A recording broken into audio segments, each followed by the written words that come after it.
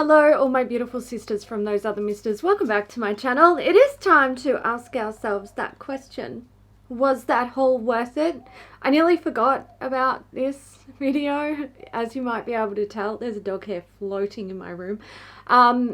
It is like, is it the last day of the month? I think so. And I'm putting up this video now. I usually do it mid-month. I totally forgot about it, and it wasn't until I was editing my haul video for September. I was like, shit, I haven't done like a 1 year later video on September's haul last year. So here we are. That's what we're doing today. I'm actually going to start with what is on my eyes because I'm wearing two different products on my eyes. They are from Natasha Denona. They are the Chromium liquid eyeshadows. So I have Dogbane on this eye, which looks like a dog's breakfast, and I have Dragonfly on this eye. And here comes a galloping puppy. So I decided to put these on my eyes today because I don't think I've worn them pretty much since I purchased them, and decided that I didn't like them.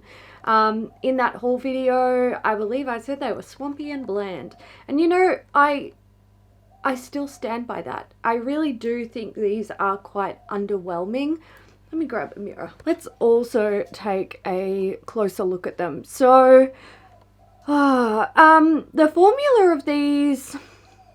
So I've applied them quite opaque to get, you know, the full effect of what they offer in terms of their color shift.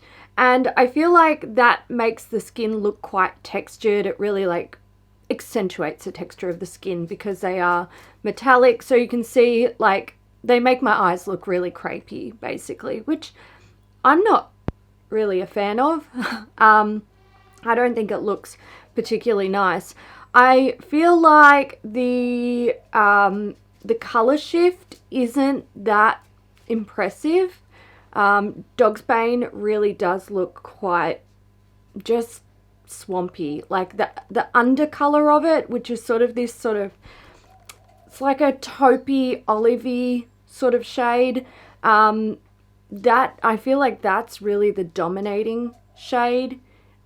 Which is really disappointing because the reddy orange shade is like the pretty part, but I don't feel like it really, that aspect of it, the reddy orange part, it doesn't pop. It kind of just fades into the background and it looks swampy. It just looks swampy. Firefly, is that what it's called? Dragonfly, sorry. Dragonfly, again, I just don't really feel like you see that much of a shift with it. It's just bright pink. Yeah, I don't, look, the reason why I held on to these was because we purchased them, Kat and I both purchased some to try, obviously, but we also thought that we might make a video about them on Beauty News, but I mean, that ship has sailed, and also, like, it was just bad timing, really. I believe when we ordered them, everything was all good with being able to film together, but then it was not all good once they arrived. So, you know, thanks to the plague. But, yeah, I haven't really reached for these. I was underwhelmed by them when I purchased them, and I still don't think I really like them. I just think they're really lackluster. I was expecting amazing things because when I was seeing like the promotional images and all that jazz, and people were saying good things about them, I just thought they would be really nice, but they're just a bit not that great. Really, just not that great. I might just chuck them in my like eyeshadow drawer, my like currently using eyeshadow drawer, have another play with them, give them a shot. But yeah, I don't think I'm going to keep these because I just don't feel like they're all that great. Next up is the Nars Liquid Laguna Bronzer. Now, this actually made it into my declutter drawer. And when I was filming a video of my declutter drawer to clean it out because it was getting quite full, I found this and I was like, why did this go in there? What happened? What happened? And I just could not remember why I had opted to declutter this. Some people did remind me that when I bought the Nars cream version. I said that I really preferred the cream and that the liquid sort of sat a bit funny on dry patches, which I believe that because it is a liquidy version, but a liquid doesn't always mean that it sits better on dry skin. It just means it's a liquid version. So that, look, I can understand why I would have decluttered it, but also I kind of want to play with it again. So I did put it in my everyday makeup drawer inside, but I haven't played with it yet because I have been testing out all of my face palettes, and that's sort of the priority at the moment. I will be getting to bronzers very soon. I'm kind of making good progress with my face palette, so soon I will be moving on to bronzers and it will definitely get played with then. But yeah, I haven't played with it at the moment. That looks atrocious. Like, I'm just putting it out there, but also that is the color of Laguna, so when it's applied and blended, it does look better. I never remember having an issue with the color of it. But yeah, this one, look, will I keep it? I don't actually know. I feel like I need to use it to remind myself of how I went with it. So, you know, there's that. But I do know a lot of people love this product. I think potentially I was just feeling particularly savage when I opted to put this in the declutter drawer.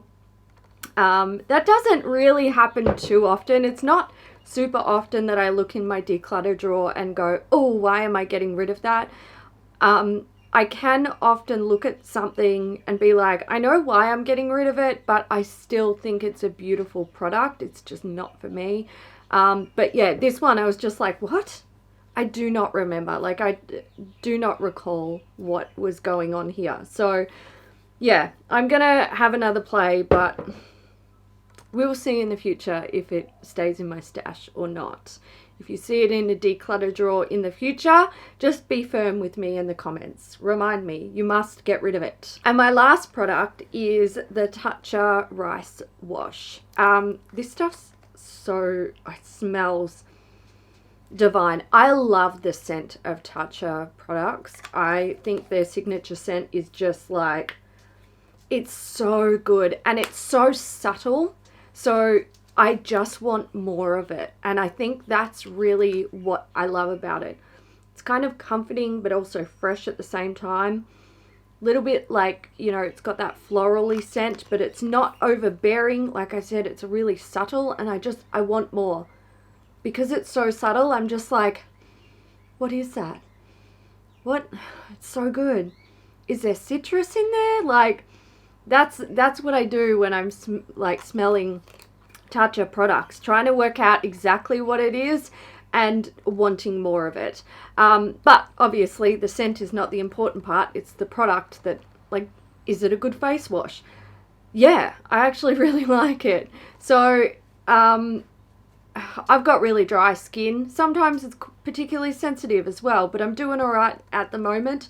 And I find that this is quite gentle, which is nice. It doesn't make my skin feel worse after I've washed it. So sometimes face washes, you know, foaming face washes, because this is a foaming face wash, it's more gentle in its foaming, like it's a low foam, but it's still a foaming face wash. Sometimes when I use other foaming face washes, when I dry my face, I feel quite dry and tight and itchy, and I'm like, give me the moisturizer. But that doesn't happen with this one. It's really nice. I do like it. I haven't used it a whole lot.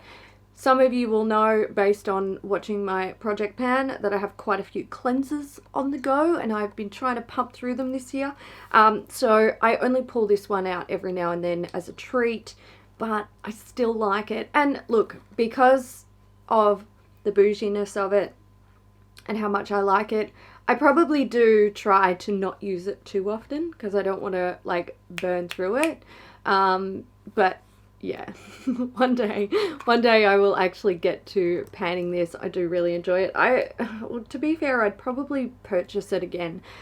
It's not a life-changing cleanser. I definitely want to be clear about that, because it is an expensive product, and I know that for me, and I'm sure that I've got some viewers who are going through similar things with this brand and other brands, I feel like there is hype behind these brands, and there's a level of like prestige that you might chase or aspire to when it comes to owning these items. And I feel like, in my head at least, I put Tatcha on a little bit of a pedestal, and it probably doesn't really deserve to be on a pedestal that high. They are nice products, but they are not life-changing or skin-changing, shall we say, beauty routine changing. Some of them I feel like they are very, very good products. Some of them I feel that they are just, you could probably find something quite similar for a much more affordable price. So yeah, let's not put it too much on a pedestal. But if you do have a more of a disposable income and you are interested in the brand, I would say keep your expectations like middle ground and give it a go. They are nice, but they're not amazing. Alright guys, so that is it for me. That is it for my haul in retrospect for September 2020. I can hear the postman delivering a piece of furniture that I ordered, so I'm going to go. Please leave your comments down below if you've used any of these products and you have feelings about them. Let me know what they are. Or if you just have opinions on them and you still haven't used them, that's cool too. Let me know. Let me know your thoughts. I hope you enjoyed it, and I will catch you in the next one. Bye.